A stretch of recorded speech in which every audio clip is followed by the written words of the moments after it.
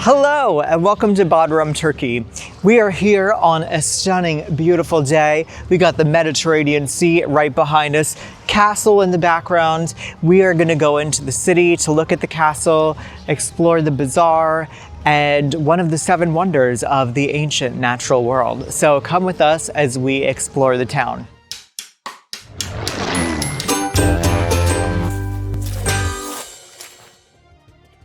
Bodrum is an easy cruise port to explore without an organized excursion, but the center of town is slightly further from the ship than it first appears.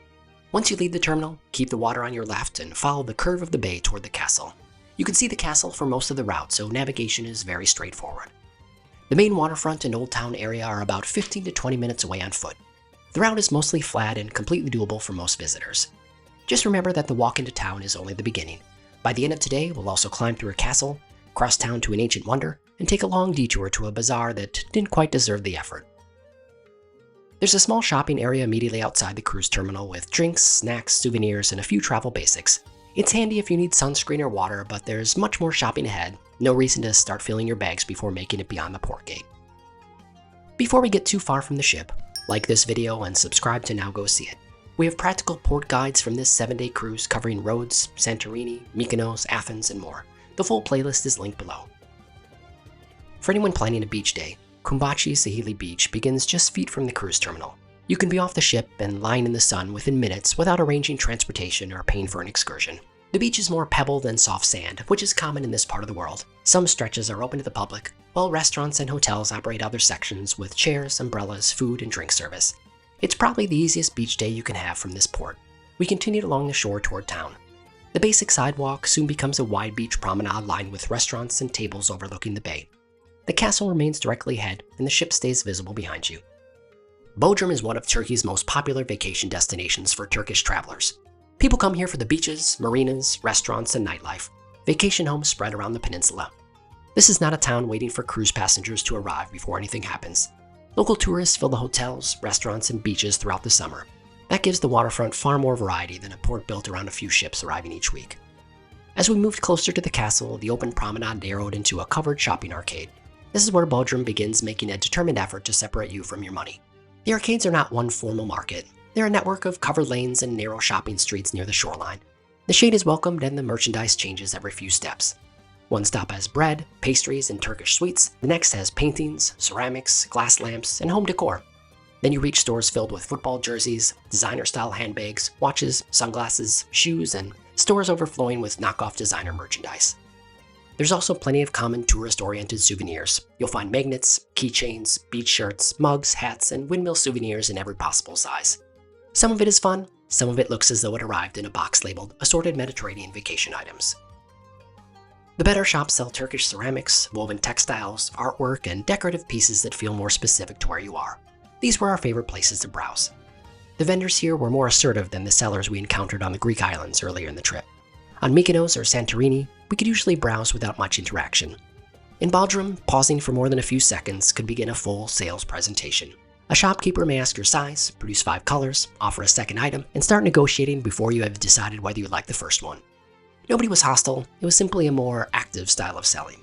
A polite but firm no thank you normally works. There's no need to explain your luggage allowance, household budget, or the fact that it's too early in the day to start carrying around a bag of shirts. When you are interested in buying something, don't assume the first price is final. Confirm whether the amount is in Turkish lira or euros, and compare a few nearby stores. Inspect the merchandise carefully. Check the stitching, zippers, buttons, soles, and printed logos. Quality range from surprisingly good to something that looked likely to become a dusting rag after one washing. You can move through the arcades quickly if shopping doesn't interest you. If it does, this area can easily consume an hour. There are enough art shops, bakeries, and unusual businesses mixed in to keep the area from feeling like one endless souvenir store. Bodrum also has cats. A lot of cats. There are cats sleeping beneath restaurant tables, sitting in shop entrances, climbing onto scooters, and lying across merchandise as though they personally selected the inventory. They are relaxed, well-established, and fully aware that Bodrum belongs to them. Everyone else here is just temporary. At the end of the waterfront shopping area, Bodrum Castle takes over the view. This was our first major stop and the place where you should plan to spend the largest part of your day. Also known as the Castle of St. Peter, construction began in the early 1400s under the Knights of St. John. This is the same order connected to the fortified old city we explored in Rhodes, so check out that video on the channel for more of their story. The knights built the castle on a rocky peninsula between two harbors, giving them a strong defensive position and control over the surrounding water.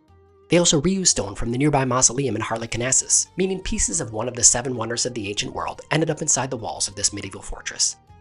The castle expanded over time with different towers connected to national groups within the order. As you explore, you'll see references to the English, French, German, Italian, and Spanish towers. After the Knights of St. John lost Rhodes to the Ottoman Empire, Bodrum Castle also came under Ottoman control. The chapel was converted into a mosque, and the property later served several other purposes, including time as a prison. This isn't a museum where you enter one building and work your way through a series of galleries. The exhibits are spread throughout the entire castle. You'll leave a tower, cross a courtyard, pass through a garden, climb another staircase, and then enter a room devoted to a shipwreck. That mix of indoor and outdoor space keeps the visit moving and makes the museum feel like part of the castle rather than a separate attraction. Plan on spending at least 2 hours here. You could easily stretch that to 3 if you read every panel and visit every open section. The stone paths are uneven, there are a lot of stairs, and much of the upper castle is exposed to the sun. Wear comfortable shoes, bring water, and don't save this stop for the final hour of your port day. You get better views with every level. From the upper walls, you can see the marina, the beach promenade, the white buildings climbing the surrounding hills, and your cruise ship sitting across the bay. The Underwater Archaeological Museum is a highlight. It focuses on objects recovered from ancient and medieval shipwrecks along the Turkish coast. The collections include ancient ceramic jars once used to transport wine, oil, and food, along with tools, weapons, coins, jewelry, glass, personal belongings, and reconstructed sections of ships. One of the most interesting exhibits tells the story of the Serçe Limanı shipwreck. The Byzantine ship sank in the year 1026. It came to rest around 33 meters below the surface, and it was excavated during the late 1970s. The ship was carrying around 3 tons of glass. About 2 tons were raw glass, while another ton consisted of broken pieces that were being transported so they could be melted down and used. Archaeologists recovered close to 1 million glass fragments and spent years sorting and studying them. From those pieces, they identified more than 200 different vessel shapes, including cups, bowls, bottles, jars, lamps, and plates. They also recovered about 80 intact glass containers from parts of the ship where the crew lived. A cargo hold filled with broken glass may not sound like treasure, but that's what makes this exhibit so interesting. This wasn't a royal fortune or a chest filled with gold. It was commercial cargo, recycled material, kitchenware, and the everyday objects people bought, sold, and used nearly 1,000 years ago. Even if archaeology normally isn't your thing, this exhibit is unusual enough to be worth walking through. The shipwreck story gives you far more than rows of old pottery without any context. Other galleries range from large exhibits to small rooms containing only a few objects. You never know whether the next doorway will lead you to another major shipwreck display, a handful of ancient coins, or another staircase to an overlook. The castle grounds also contain ancient cylindrical altars decorated with garlands, plants, fruit, and bullheads. Many of these were used in family cemeteries where relatives gathered to leave flowers, food, and drinks for the dead. And then there are the peacocks. They wander through the gardens, stand on the castle walls, and plant themselves in the middle of pathways like they're part of the staff. We even saw an all-white peacock on the upper level. Seeing a white peacock standing at the top of a medieval castle wasn't something we knew we needed from the day, but here we are. One of the castle's most personal exhibits tells the story of the Carian Princess. In 1989, construction work in Bodrum uncovered a stone sarcophagus in an ancient burial ground. Inside was the well-preserved skeleton of a woman lying with her arms crossed and surrounded by gold burial objects. Researchers reconstructed her face and compared it with surviving portraits from the period. One theory is that she may have been Queen Ada. There isn't enough evidence to confirm her exact identity, so the museum calls her the Carian Princess. By the time we finished the towers, gardens, shipwreck exhibits, peacocks, and viewpoints, Bodrum Castle had easily become the highlight of our day. Even if museums normally wear you down quickly, the movement between galleries and outdoor spaces keeps this one interesting. From the castle, we walked inland toward the Mausoleum at Halicarnassus. It's about a half mile or 1 kilometer away depending on your route, and the walk takes you out of the Waterfront tourist district and into the modern city. The Mausoleum was built during the 4th century as a monumental tomb of Mausoleus, the ruler of Caria. Construction continued after his death under Artemis II, who was awkwardly both his wife and his sister. Ancient royal family trees often require a separate diagram. The completed monument stood around 45 meters high and combined Greek, Egyptian, and Anatolian design. A raised base supported a column structure topped by a steeped pyramid and a sculpture of a 4-horse chariot. The building became so famous that the ruler's name gave us the word mausoleum, now used for monumental tombs around the world. Imagine building a grave so impressive that your name becomes an architectural term. Earthquakes damaged the structure over the centuries. As I mentioned, the Knights of St. John later reused much of the stone while building and reinforcing Bodrum Castle. Important surviving sculptures were eventually removed and are now displayed at the British Museum. What remains in Bodrum is mostly the foundation, underground chambers, scattered blocks, pieces of columns, and displays showing how the monument may have looked. You need some imagination here. This is not a standing wonder towering over the city. Still, it is remarkable to stand on the original site of one of the 7 wonders of the ancient world. We also visited the traditional location of the Colossus of Rhodes during our port day in Rhodes. Check out that video for another stop tied to the 7 ancient wonders, and a full guide to exploring Rhodes directly from the ship. While we were seeing the mausoleum, the call to prayer began from a nearby mosque. Bodrum shares the Aegean coastline and a great deal of ancient history with the Greek islands offshore, but the sound was a reminder that we were now in a modern Turkish city shaped by a Muslim majority culture.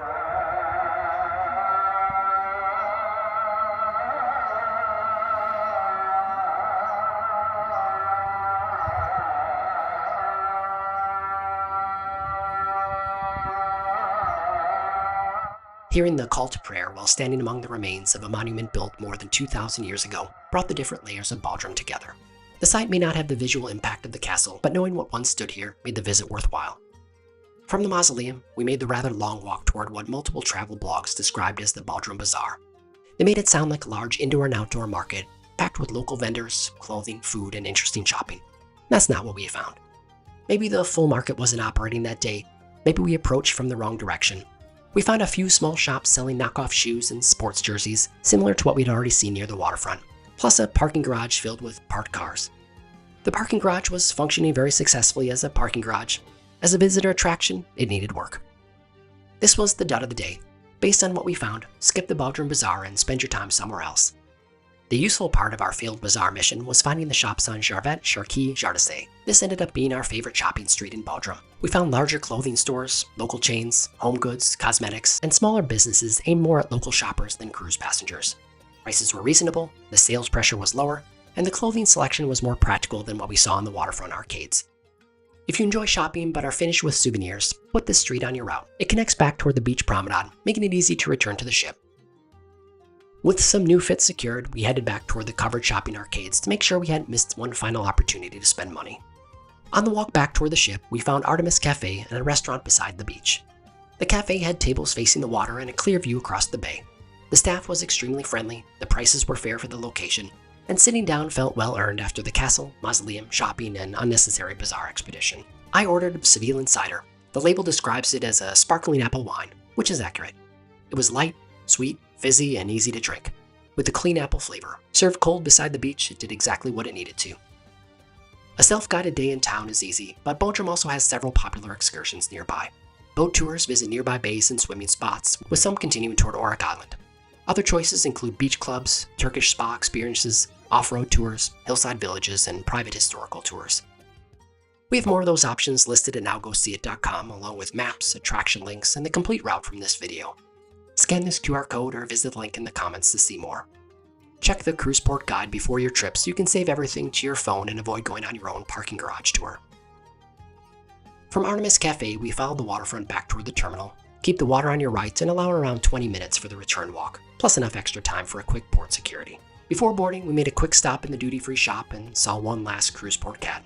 We cleared security and returned to the ship after a day that included a medieval castle, ancient shipwreck cargo, one of the 7 wonders, excellent shopping, disappointing shopping, a white peacock, and some local cider. Bodrum was one of the most varied port days on this cruise. Visit nowgoseeit.com for our complete Bodrum Cruise Port guide with links, maps, excursion ideas, and additional planning information. Scan this QR code or find the link in the comments. Like this video if it helped you plan your day, subscribe to the channel for more cruise and travel guides, and check out our Greece cruise playlist for the rest of this trip.